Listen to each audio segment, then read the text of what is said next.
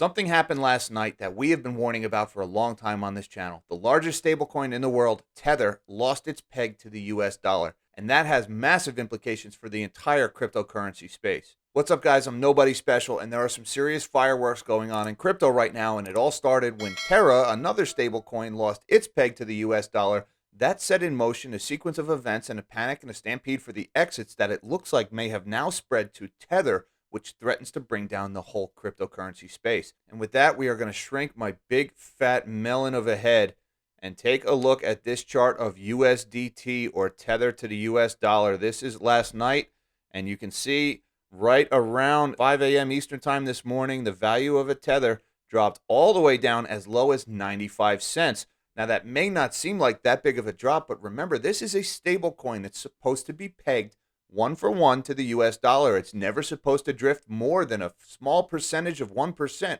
either way.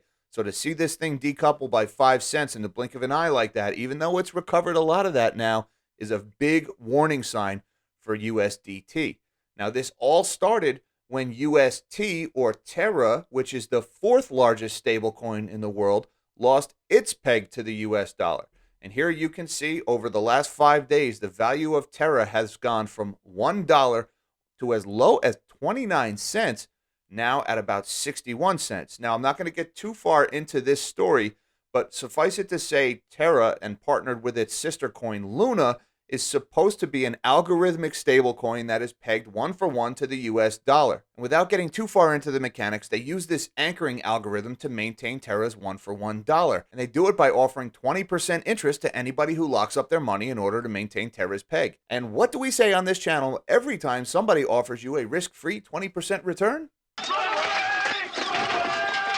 That's right, we run away. There is no such thing as a risk-free 20% return. It does not exist. So a few days ago, Terra lost its peg to the US dollar, and that began an algorithmic death spiral as Terra began to liquidate its assets to try to maintain this peg. That caused them to sell a lot of Bitcoin in order to try to satisfy these withdrawals and keep the value from dropping. That drove Bitcoin's price down significantly over the last few days. Looking here at a 1-month chart, we were up as high as around $42,000 back at the end of April, and over the last week or so, we have just fallen down, currently sitting at 28,000. And if Tether finally does go, Bitcoin is going a whole heck of a lot lower than it's currently at right now. Now, again, this is creating a psychological effect. It's basically a bank run on crypto. People are panicking and they're going to get their money out. And as their money gets out, these assets are sold off.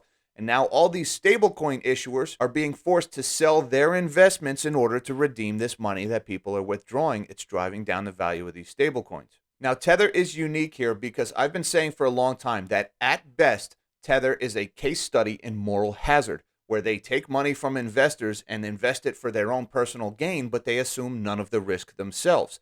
That is the best case scenario for what Tether is. The worst case scenario is it's the largest fraud in history by a factor of about 3. If Tether is a Ponzi scheme, as a lot of people suspect, that would make it about triple the size of even Bernie Madoff's Ponzi scheme, the largest fraud in history. Now, Tether used to claim that they were backed one for one, that there was $1 US in reserves for every Tether in circulation. And there's about 86.7 billion Tether in circulation right now. They used to claim that there was $1 for every Tether. Of course, they had to settle with the Attorney General of New York for about $70 million because it turned out that was a lie. They were only about 70% backed by dollars to UST. And then later they clarified that they were actually 70% backed by dollars or dollar equivalents.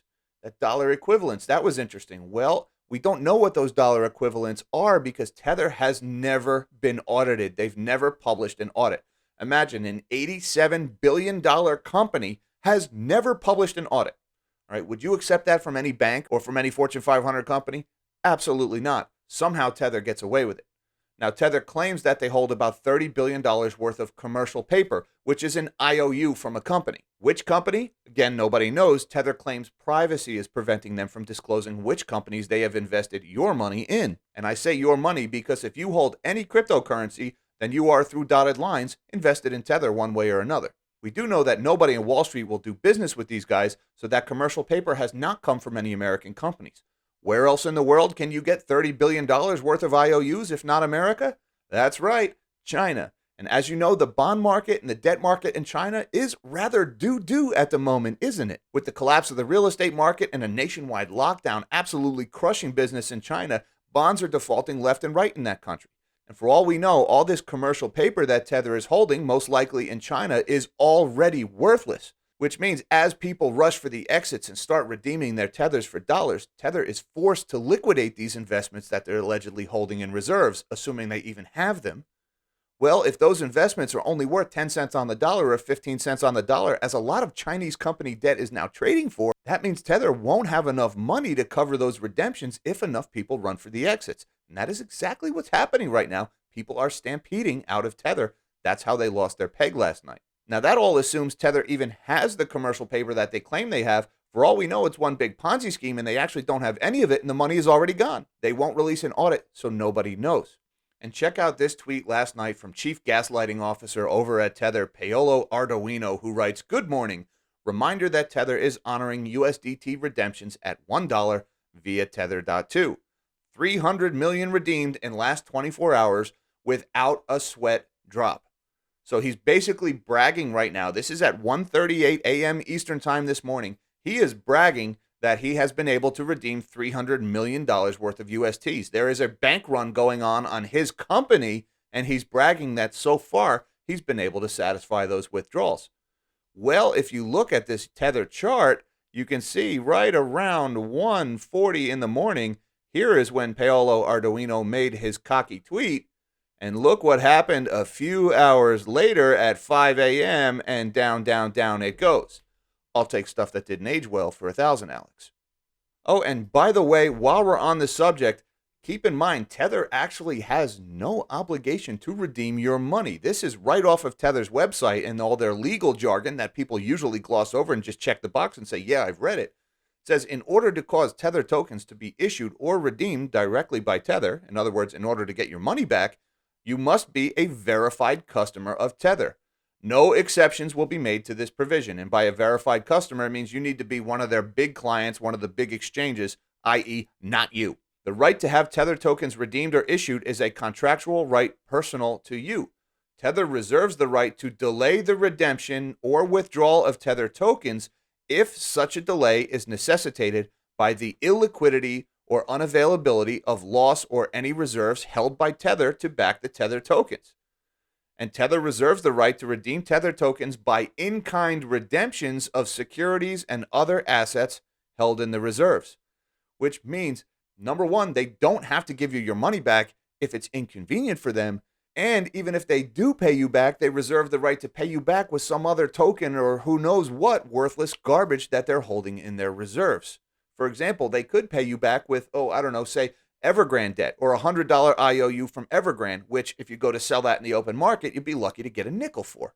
And in a perfect way to end this paragraph, Tether writes, Tether makes no representations or warranties about whether Tether tokens that may be traded on the site at any point in the future, if at all. You see, they wrote may be traded on the site twice. It's perfectly normal for an $87 billion company to not catch typos in sentences in their legal disclaimers, right? That's totally normal. Nothing to see here. Move along.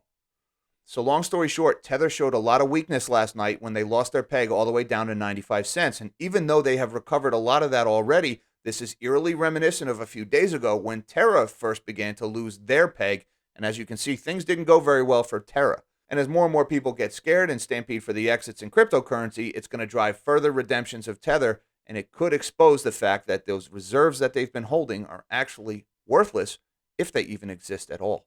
And if you want to know a little bit more about the Chinese crypto contagion, you can check out this video I did a few weeks ago about this very scenario playing out.